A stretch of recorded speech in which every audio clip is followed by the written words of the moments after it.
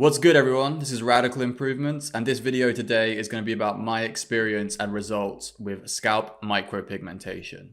What is scalp micropigmentation, you may ask? Also known as SMP. This is a cosmetic tattoo procedure that, when performed correctly by an artist, will create a natural looking head of shaved hair. It can also be used to add thickness to thinning hair or conceal unsightly scars. All right, boys, so today I am going for my first session of scalp micropigmentation. We're going to be, filling the gap in the shadow up here. Excited to see what the guy manages to do. And now we are just after my final session. So it's been 3 sessions, all of them lasted about 3 hours. And as you can see, pretty red right now. We'll see how it looks in the next segment where I've let it heal a little bit and this redness has gone down. So here we are flicking through the angles of the fully healed. This is 10 days after my final session. There's the front side angle, there's the side angle from the left, then the back of my head. And yeah, you can see the work in the top of the crown, especially there. And the side angle from my right side of my head. And yeah, I'm very happy with the results, especially under this soft lighting. It looks really good. Here I'm just going to show you my still before and after that was posted by my practitioner. You can see here how I went in with it. You can see the stubble that I have usually. That M shape really far receded, and then I have like thin diffusion on the top here. It's just stubble. It grows out a little bit. If I grow it long, you can sort of see the shadow. And then a month later, we get to ta-da! This is like just after the 3rd session. And you can see like my head is really red. Like he put some cream on it to reduce the redness. But this is like directly after session 3. And you see he's brought the line up here. He's restored basically what is my natural hairline. Like I still had the stubble. You can still see like a decent amount of my like actual hair popping through.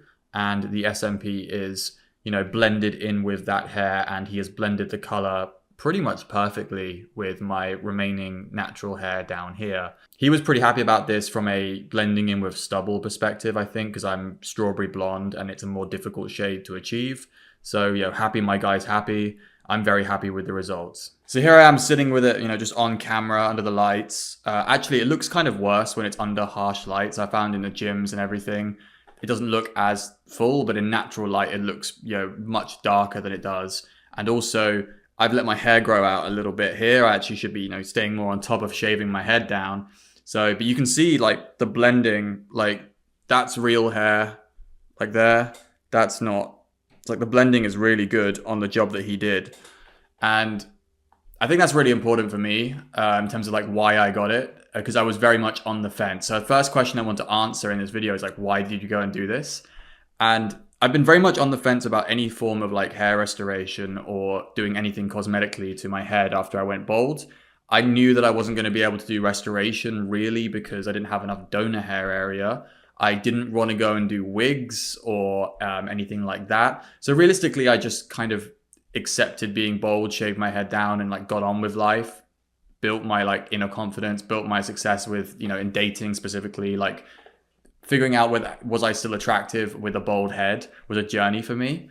But there was always like a part of me that was like, if there's some form of like looks improvement that I could do, aesthetic improvement that I could do, that I would do it. It's just that nothing I saw out there had like that natural finish to it that I really was that interested in going to get, especially because I couldn't do full restoration. Also, like the wigs and the hair systems are very good. They look great, but I've heard some like stories about the old ones and like, it just isn't the thing I'm into. The hair systems, I think the hair systems look really good, but I just wasn't interested in going full restoration. A few guys I knew had done SMP though. They had done this and this was the one that always interested me for the last probably last 7 years or so. And I decided that once I'd saved up enough money so that it wasn't a huge hit to, my life bankroll, that I would, go for it. And then I was like, oh, I'll just see if I can find someone at some point that I trust to do the procedure. And if I'm happy with the results that he's had, specifically, I was unable to find too many examples of like blonde and strawberry blonde people that had done this procedure. Most of the guys had been, like darker complexions, darker hair types where it looks really good, like naturally and easily with like tattoo ink. But, someone like me who's got lighter hair, it's like a concern that I'm not going to be able to find someone who's capable of doing this. but I found someone in Vancouver, Rob James, who I'd recommend if anyone's in the Vancouver area, who is very good at recreating natural blends of hair with this sort of procedure. And yeah, his results were like exactly what I was looking for. And he's actually a bit on the slightly more expensive end of the scale, but I don't think this is something you want to like skimp on in terms of your money. If you're going to find someone who is quality and has a good track record, it's worth just like paying what they want if it's something that you want to do. I also always had this specific insecurity regarding the back of my head. I never really cared a huge amount that the front of my head was bald because I have a good head shape for it. But like always walking around whenever I had stubble with this hole in the back of my head, like the general like old man effect of having that bit there. I don't know, this never stopped bothering me. And one of the biggest benefits of getting SMP was just fixing this bit at the back aesthetically. And I will be 100% upfront and transparent that this was an insecurity that getting the SMP has completely removed. No judgment for any guys who don't want to go through this stuff. No judgment, obviously, to guys who, really like the bald look. I was never enamored with the bald skin look. I think if I'd shaved down to skin bald and been happy with it, then I would never have done this. But I always preferred like grade 1, grade 2 buzz cut look.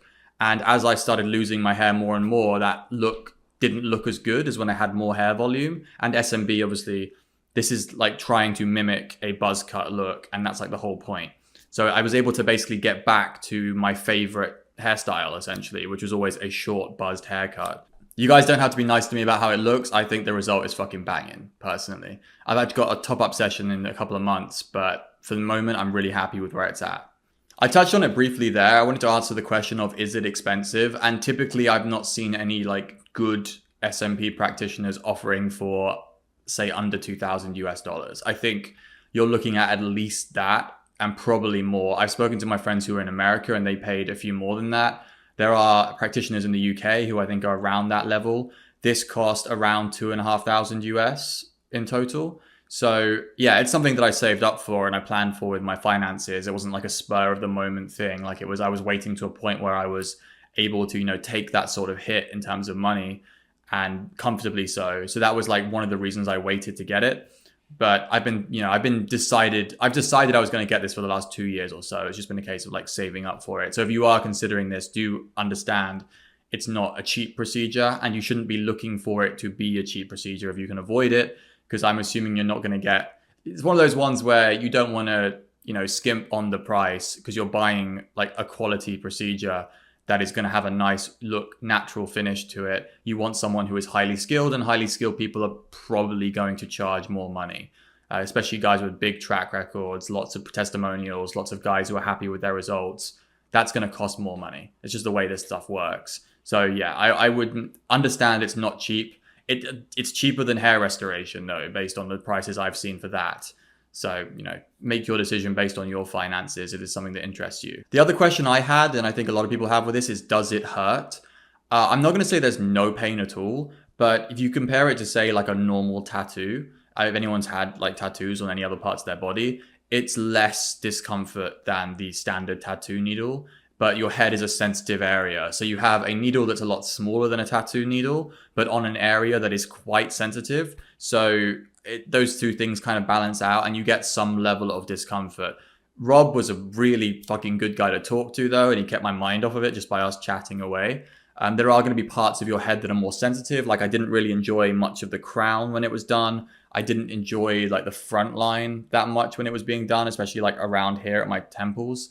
So there is that to be aware of. It's one of those things where your pain tolerance might be a thing. The sessions are fairly long as well. Like I don't think I had any sessions that were under 3 hours. I was like going in at 11 and leaving at 3. That kind of time I was spent when I was in the chair getting it done.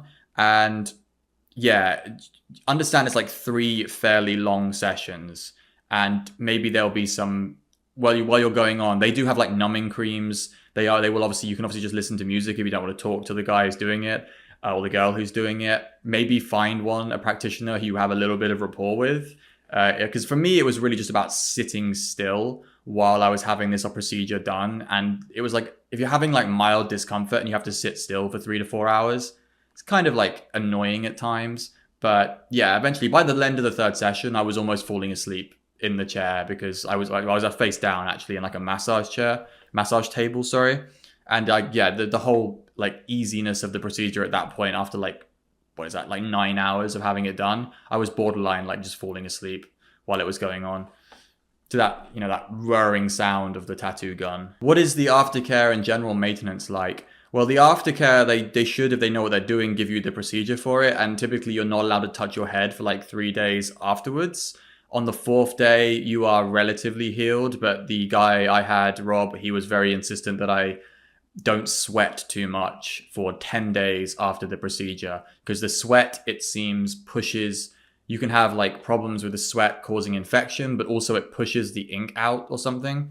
There's other things going on as well. The reason you have multiple sessions is that your body's, I'm going to butcher the science of this a little bit, but your body's natural immune system like fights the ink, if that makes sense. Like it takes the ink out of your skin because that's like a foreign, you know, that's foreign object to your immune system. So it tries to like get rid of it. And that means you're going to lose some of the ink after your sessions. That's why you have multiple sessions. One session will not be enough, my guy said, because yeah, you're just not going to have enough retention. I actually had a really bad retention after my first session. So I went back for the second session and he was much more pleased with the retention of the ink after the second session. And in the third session, we managed to fully flesh it all out and get like a proper baseline. And then I've got a touch up in February, it will be. And that will be, I guess, his last chance to really like dial in. Were there any areas where I didn't fully retain after the third session? So yeah, he does it in a situation of 3 sessions and then 1 touch-up session within 6 months, which seems to be the general process. Like most guys seem to offer touch-up sessions, which you'll have to go for. General aftercare as well, like wearing hats if you're in the sun, because you know all tattoo ink is going to fade in the sun. So that's something you got to be aware of. Just don't be an idiot directly after the sessions, I think. Like, just follow the instructions. He gave me some cream to put on as well after the final session, just to stop from flaking, because your skin flaking can also remove some of the SMP. So there's just general stuff. Listen to your practitioner if you're getting it done, and he'll give you the ins and outs of the aftercare and like just general how to maintain it and look after it. The other thing is, as I said, I think earlier in the video, if you don't shave your hair as it's growing out, it like ruins like the look of the SMP, versus when you have it down shorter, the SMP is going to look better. It's designed to mimic I think a 0.5 grade is what it's designed to mimic. So that's basically like almost like a no guard shave. I don't shave down to skin very easily. I have to use one of those like head shaver things, but no, I'm not going to shave down to skin anymore. I'm just going to use my razor with no guard or like minimal guard and go all the way. How long lasting is it was the other question that I had. And apparently it's like every 3 to 5 years, you're probably going to need a top up in order to keep it at the level it was when you got it. It's going to also depend, you know, like on how much you take care of it. Like if you're going out into the sun or you're going tanning beds and you just like destroy the ink, then that's going to make it a problem. The ink fades to a tone as well. That's what happens with tattoo ink. You go from the black and it fades into a different tone. So you have to just, you know, keep an eye on it and then book some sort of top-up procedure every few years. Some of the guys this guy looks after go top-ups really regularly. Like some of his clients, he said like top up every 6 to 12 months. And I don't think I'll be doing that. I'll be letting it like fade out naturally and then going back to someone. But yeah, it seems like you can really stay on top of this stuff if you want to. It depends on how much money you have for top-up procedures. So all the way. I think like it's probably comparable to like hair restoration as well. Like some of your restorations I see, like their natural hair loss starts to catch up with the restoration or whatever, and they have to go back for more hair restorations. So I think it's comparable to like the other things we have at the moment. That was all the questions that I had for my guy before I went in. And so that's why I put them in the video. If you guys have any questions that I haven't covered, leave them in the comments below and I'll get to answering them. Peace out.